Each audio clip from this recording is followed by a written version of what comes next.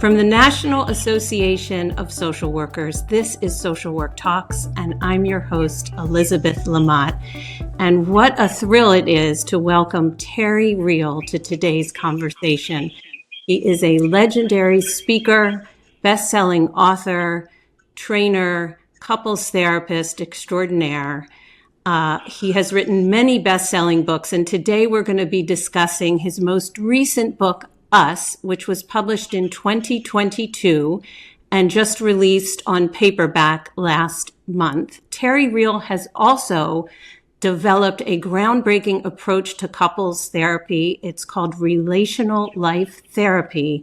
It underpins all of his writing, all of his teachings, and it breaks down for adults how to cultivate stronger relationship skills so that they can develop more authentic connections for themselves, for each other, and really for the planet as a whole. So Terry Real, welcome to Social Work Talks. Thank you so much for joining us. Oh my gosh, what a beautiful introduction. Thank you, Elizabeth. You're so welcome. So many of our listeners are social workers or other mental health professionals. Could we start with you just describing for us what led you to choose the mental health field and how you decided to become a therapist? Oh my gosh. I tease and I say I began my career as a family therapist at about the age 4. The great Alice Miller, the drama, The Gifted Child. The gift of the gifted child is extraordinary EQ because you have to regulate these giant grown-ups that you're depending upon. As I've written about, as many of you already know, I grew up in a pretty dysfunctional family. And one of the great works of my life is breaking that chain. My first book was about male depression. And I say I am the son of a depressed, violent father. He was the son of a depressed, violent father. I have 2 sons, 37 and 34. They don't say that, and their children won't say that. And that's probably the greatest achievement of my life. To break the cycle. I became a therapist because I had to. Yes. And in what you're describing, you're breaking this intergenerational cycle. But not only that, you're teaching other people how to do it as well, not just in your clinical work, but in what you're communicating to the world with your writing. Tell us a bit more about the book Us and how that built from your prior publications. What I take on in Us is the essential mistake of Western civilization. Gregory Basin, the father of family therapy, anthropologist, talked about what he called the epistemological mistake, which is that we stand apart from nature. I talk about the toxic culture of individualism. The word individual means that I'm apart from nature. That's the definition of it. Yes. I stand apart from nature, and that fuses with an even older tradition of patriarchy, which teaches us that we're above nature and in control of it. And the control of nature and the nature we're trying to control can be our bodies. I've got to lose 10 pounds. Our minds. I've got to be more positive. Our spouses, our kids. You can control from the one up. You can also manage up. You can control from the one down. Don't set father off is a form of control. Codependence is control. Yes. And the essence of the work I do and teach is coming out of this delusion into what I call ecological wisdom. We're not apart from nature, we're in it. I like to say our relationships are our biospheres. Yes. We're not above them, we're in them. We're also not below them, we're in them. We're in And them and they're always changing. once we realize that we're in it, that we're systemically linked to each other, then the whole world of right, wrong, me versus you, power, all of that's bullshit. And I talk about enlightened self-interest. I don't like altruism. It's in my interest to keep the biosphere healthy because I'm in it. Yes, your deep psychological understanding of language and these subtle shifts that you've made in the conversation, I'm finding them so powerful in reading your book, in sharing it with clients, and in learning more about you. That's one. Of course, another well-known one is who's right, who's wrong, who cares. It's just a basic frame of how to let go of right and wrong, I think for connected reasons in terms of what you're describing. Am I following you with that? I feel very empathically held by you, Elizabeth. I think you're understanding quite well. Listen, let me give you a story. I love to tell stories. This is a true, my specialty are couples on the brink that no one else has been able to help. That's my beat. And this isn't quite that, but here's the, I'll do, is classic heteronormative. Her to him, you're a reckless driver. Him to her, you're overly anxious. I don't know if anybody listening can, but okay. So they marshal their evidence, they argue their case. This is how most people do things. Who's right, who's wrong, what's fair, what's not fair. Uh, no, I'm telling you, you're nervous. You're nervous about this. No, I'm telling you, you're reckless.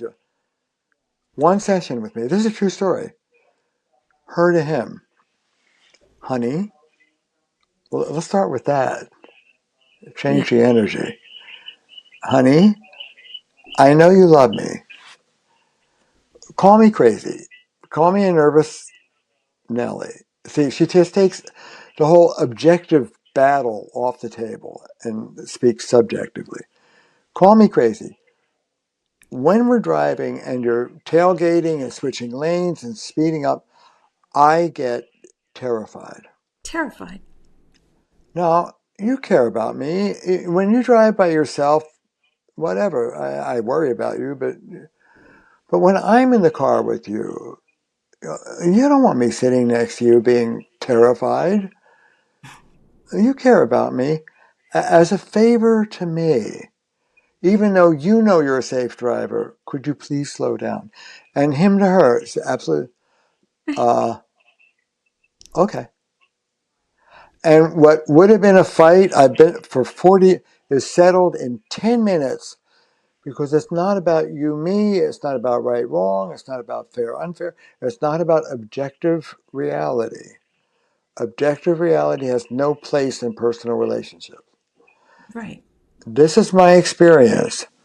Let me remind you, you love me. As a favor to me, could I humbly ask? Sure, honey, I'll do that for you. That's shifting from the world that we normally live in, which is about individuals and power, to the relational world. We're in this together. We're an ecosystem. As a And favor to me. as a part of being in it together and building on this beautiful language that you've created, a piece of it that I hear in these examples is the accessing of the wise adult self. Yeah. And if triggered in a fast driving car, taking the adaptive child self's hand off the steering wheel and attending to them and caring for them so that we can show up as our wise as adult self. And I find that so powerful.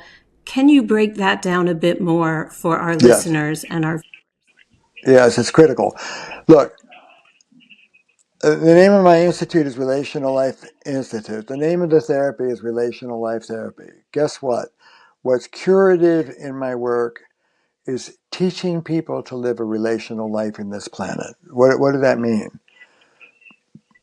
Well, it means that you remember the ecosystem. But that it takes the prefrontal cortex. And like a lot of systems, I have a three-part system. I inherited from my great mentor, P.M. Melody. We talk about the wise adult part, prefrontal cortex, thinking, choosing, deliberate, intentional. Unfortunately, that's not where we live all the time.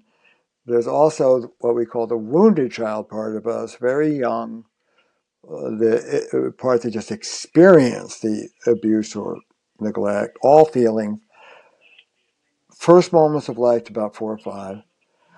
Between this very mature part and very immature part is the part most of us live in, thinking it's an adult, but it's not. I call it the adaptive child part. Pia called it a kid in grown-up's clothing. This is the you that you cobble together to cope. A fight, Yeah. flight, or fix. And what happens is that in the heat of the moment, we get trauma triggered. The wounded child comes up. Most of us have about 2 seconds worth of tolerance for that. And then the adaptive child steps in and says, I got this. And you do what you learned to do as a kid. And that part of you is running your relationship and often making a mess. So the core skill that I teach is what we call relational mindfulness. It's akin to a spiritual practice. Take a breath, take a break, take a time out, get reseated in the part of you that can be skilled, that wants to be skilled, and then go back into the fray. Sue Johnson was totally right. Once you're triggered, skills go out the window.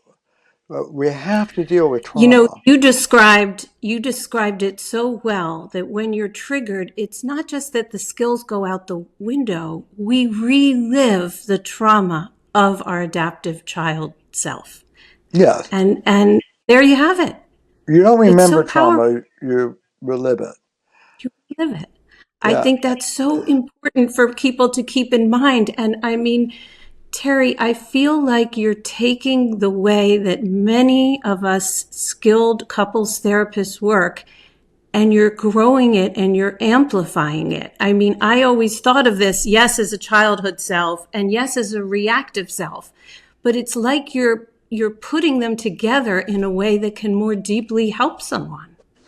Well, yeah, I love my spiritual friend, Thomas Ubel, and from him, I love this phrase, always be respectful of the exquisite intelligence of the adaptive child. You did exactly what you needed to do back then. Good for you. But I have a saying, adaptive then, maladaptive now. Can I tell you another story? Please do. Yeah. This is also true. This was a couple on the brink of divorce. The guy was a chronic liar, lied about everything. Of course, that's untenable. Okay, so in RLT, there are 3 phases. 1, loving confrontation, which most therapists don't do. We're too nice. Elizabeth, let me tell you what you're doing over and over again that is blowing your own foot off. This is the adaptive child trying to run your relationship. Once I have that established, where did you learn this from? Where did this come from?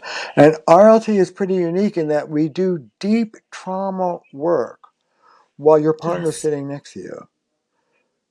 It kills me. It's part of the individualistic bias of our field that almost all trauma work is done behind closed doors. No, no. Go back to that childhood experience with your loving partner next to you. They live with these immature parts of you. Let them see where they come from. All right. So where did this come from? And then the third phase are skills. Let me teach you how to do it differently. So here's the guy, chronic liar. Okay. Uh, because I'm a relational therapist, I ask him a question that seems brilliant, but it's for our, people who have trained with us, it's falling off a log. He was the kind of guy you say to him, the sky is blue. And he says, well, it's aquamarine. And he's not going to give it to you, right? So there are three sources of data. The report, wife says he's a chronic liar. His behavior with you, uh, it's not blue, it's aquamarine. And how you feel sitting with him. It's good. So I say to him, you have a black belt in evasion. You're a master evader. Who tried to control you growing up? Sure enough, his father. What he ate, how he clothes, what courses he took. I said, how did you deal with this controlling father? He looks at me and smiles. That's the force of resistance. That's health, that smile. And he says to me, guess what? I lied. Yeah. Brilliant. Survival. My father said, don't play with Henry. I'd play with Henry and told him I was playing with John. So I say to him, brilliant boy. Well done. Guess what? You're not four and she's not your father. Maybe it's time for a new. They go away, they come back 2 weeks later, we're done, we're cured. And they were. I say, okay, there's a story. He says, she sent me off to the grocery store for 12 things. Sure enough, I came back with 11. She says to me, where's the pumpernickel? I want everybody to feel this. He said, every muscle and nerve in my body was screaming to say they were out of pumpernickel. And in this moment, I took a breath. I thought of you, Terry. We can lend our clients our prefrontal cortex. They can borrow our brain. I thought of you. I looked at my wife and I said, I forgot the goddamn pumpernickel. True story. And she burst into tears and she said, I've been waiting for this moment for 25 years. That's healing. It's healing and it's change in the moment, psychological growth and change. RLT is No, known for producing characterological transformation in jig time. big time.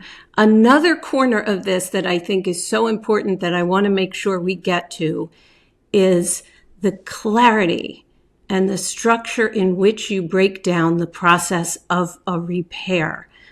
Because you talk about relationships being in harmony and disharmony, and the idea that that is natural, that is life, and that where we tend to really struggle is that repair to get us from the disharmony back into the harmony. So can you break that down a bit for our listeners and our viewers, please? Yes, I owe this to the infant observational researcher Ed Tronick.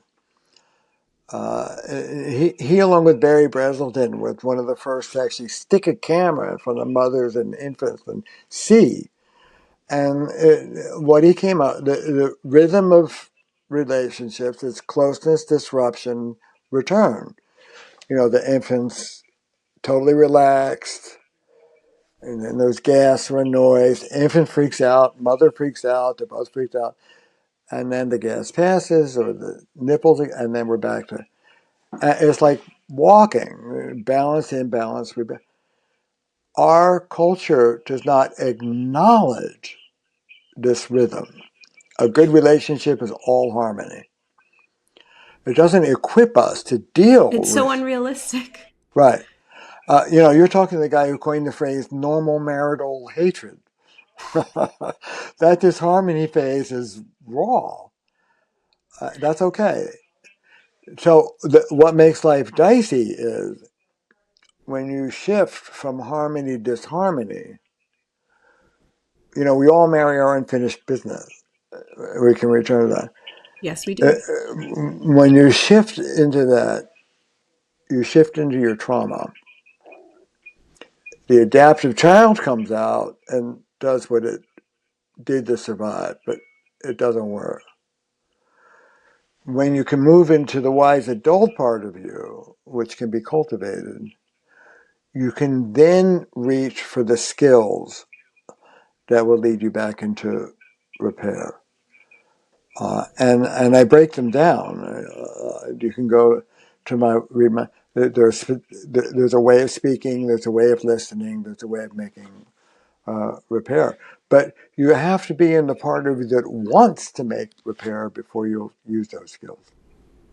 So, may I also, because so many of our listeners are social workers, as we continue this conversation, I want to read a passage from page 101 that shifts us a bit, but I think will be of interest to many of our listeners.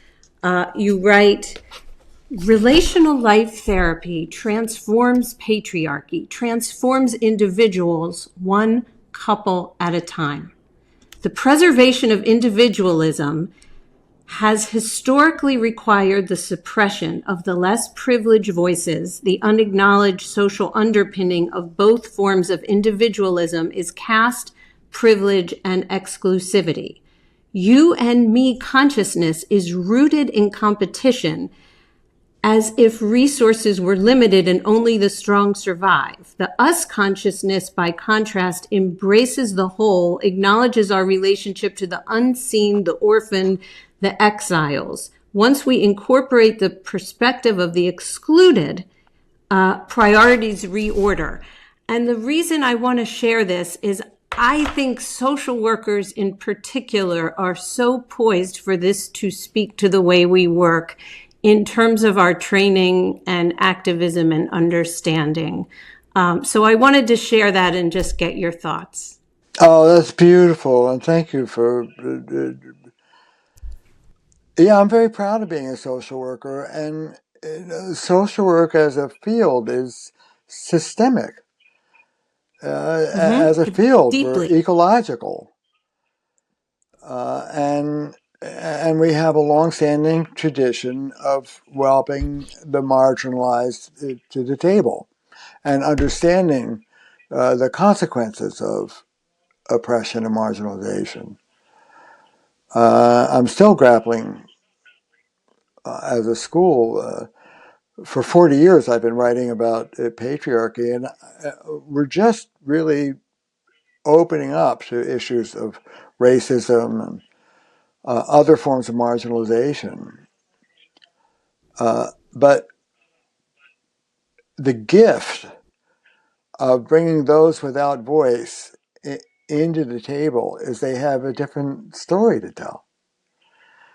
My classic example of this is how many of us have heard that the alpha male, and this is grounded in anthropology, the alpha male, the strong gorilla gets the female. Well, That's a story told by alpha male anthropologists. And when anthropology opened up to women anthropologists, lo and behold, turns out there's also a male in gorillas and primates that they call the relational male. This is the guy who grooms and takes care of the kids. And it turns out the relational male gets just as many mates as the big, strong alpha male gets. But we wouldn't know about that if we were just listening to male anthropologists. So different voices have different perspectives. Yes. We're still grappling that with the school. You know, I talk in RLT, we talk a lot about the adaptive child. When we started grappling with issues of oppression and marginalization, we had to shift that. There's also, if you're a marginalized person, an adaptive adult that's adapting to trauma and oppression that may be happening in the elevator on your way up to the therapist's office. And so calling that the adaptive child and referencing it just to your family, it doesn't hit the,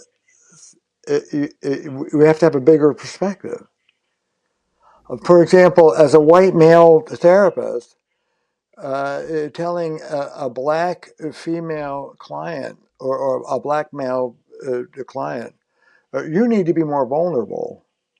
Oh, really? Easy for you to say, buddy. And for me to say to a black client, you need to be more vulnerable without some explicit acknowledgement of the complexities of that and the complexities of my saying that as a privileged white male, uh, your invulnerability, which may make you a very difficult husband to live with, may be just what you need when you leave your apartment and go out on the street. And if I don't have a more nuanced understanding of all of this, I'm going to blow it with you. So I think social work has been attuned to these systemic issues and issues of oppression in ways that give us a leg up.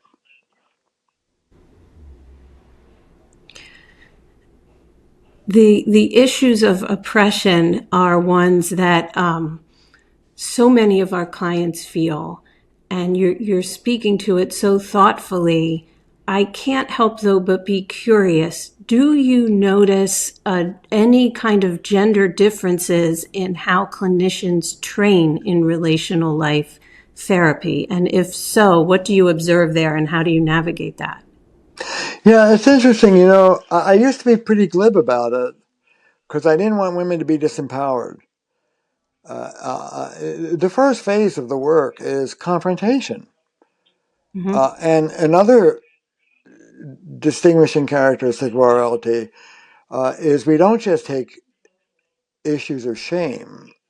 We do deal with that, but we also deal with issues of grandiosity, helping people come down from the one up, which psychotherapy is neglected for 50 years. The You can't, curiosity. yeah. And I think the reason why we neglect it is because of patriarchy. We're nice to perpetrators. We protect the perpetrator. Don't lean in and confront a grandiose man. Being nice to someone who's grandiose rather than dealing with them replicates the traditional feminine role. We're going to nurture you out of your grandiosity. Good luck with that.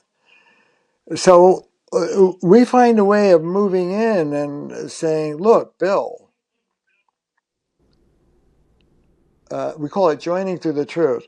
You hold the person in warm regard and you're clear as a bell about their rotten behavior, both at the same time. Bill, you're a decent guy. I've been with indecent guys. They're called sociopaths. You're not. You're warm. You've been a cheater and a philanderer for 20 years. You know what's sad, Bill? Uh, I'm talking to a decent man who's behaved indecently for 20 years. Will you let me rescue the real you from this crap? So that's how we work. We tell the truth with love. And people always say, well, can you get away with that because you're a man? Can a woman do that? And I always used to, well, yeah, well, and which is true. I mean, my wife has no problem confronting men. Pia, our great mentor, used to say, she was a cowgirl, and she'd lean in. She said, the way you're coming on right now is what I call coming on like garlic mouthwash. uh, So I used to say, no, competence trumps gender. If women can take their seat and do this. But my students confronted me. And now I say, it's easier for me as a man. It's harder for a woman. Having said that, you can do it. So it's nuance. Uh, and Nuance. yeah, and as our women therapists train, it's harder for many of them to stop being pleasing good girls and be assertive and aggressive. But by the time they're done with our training, they don't have a problem. Yeah, I mean, even the way you're giving these examples, it's both thoughtful, it's gentle, it's kind, but it's direct and it's so psychologically grounded. And for anybody who's not familiar with your books, reading it is the same way. I mean, I'll share, even as you talk about this grandiosity. First of all, as an aside, I love how you, at really well-timed points, you will say, "Dear reader." Mm. And it feels like when you're reading it, it feels like you mean that. And there's this point where you say, "Dear reader, think about it yourself. Think about your own internalized grandiosity." And I'm sitting there and I'm like, I don't think I have that. I can't think of that. I pause. And then it's like I'm having a conversation with you, because the next thing you say is, if you're having trouble, why don't you ask your spouse? And literally, he was sitting right there and I asked him, and it was a worthwhile conversation. And it was a little bit like I got a little bit of your brain and I brought it into our Uh, conversation. And it's just very powerful and beautiful the way that you write. And I would uh, say my only issue with your book is I often suggest books and films to clients to do in tandem with our work. And so many of them are finding this so powerful. But the thing they will not do with your book is read it slowly, which I want them to do. And they won't do it. They just can't put it down. And uh, they'll admit it. They'll say, I know I was supposed to just do a chapter a week and we were going to talk about it, but I just had to keep going. well, if that's the worst criticism, I'll take it. I also love people to listen to it. I'm proud of the Yes. way I read it, and Bruce Springsteen did the intro, and his reading is phenomenal, and it's beautiful to listen to. Yeah, Uh, it's a beautiful introduction, and your voice comes through very beautifully on the audiobook. So that is another option for our listeners and our viewers, and information about it is in the show notes section. Um, I am curious what direct advice you have for clinicians who are just starting out in our wonderful field. What advice would you give them? Come and train in RLT. We will have to the institute so that that is an option for people. I expect many people will be interested in doing that. I have a story I would like to share with Oh, you. please. And it happened in March of 2020. I received an email from your institute inviting any colleagues to join a call to talk about what was about to happen with this global pandemic. Mm. And I joined, I assume, along with hundreds, maybe thousands. And you were so direct and encouraging and concrete about the transition that we needed to make and that we could make and that we all did make for varying degrees of time.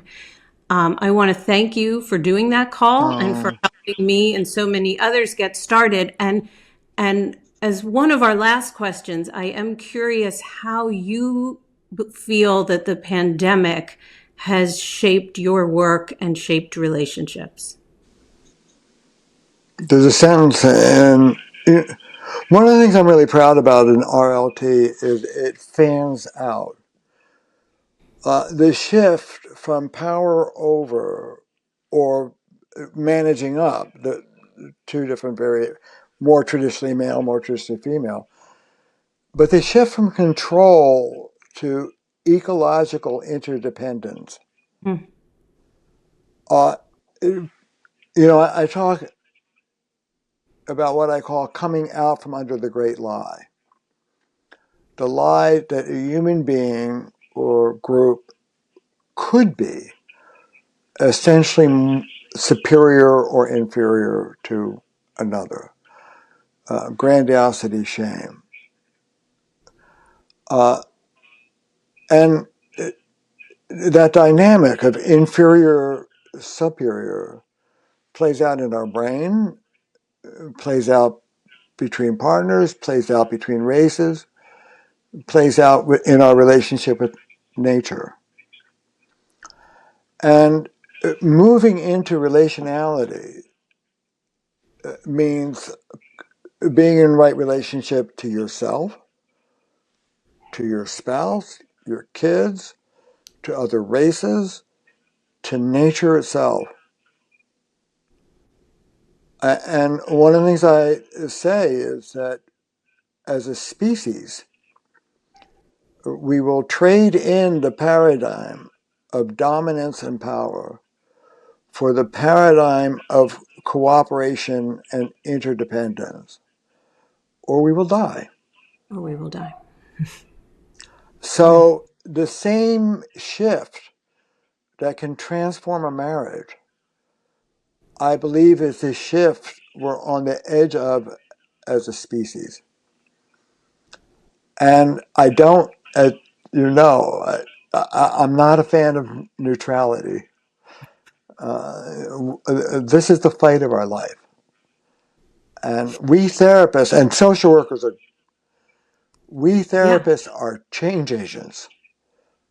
Own that. Yeah.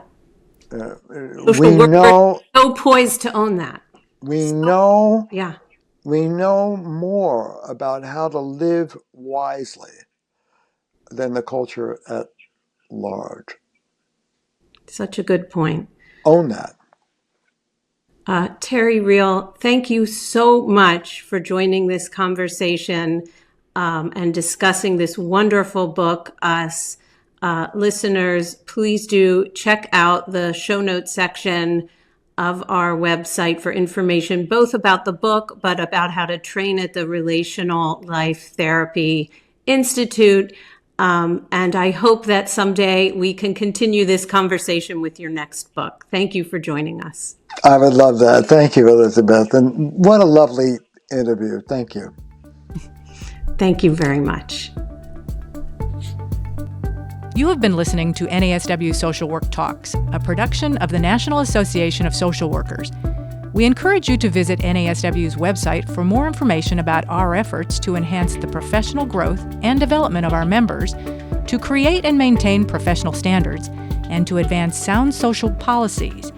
You can learn more at www.socialworkers.org. And don't forget to subscribe to NASW Social Work Talks wherever you get your podcasts.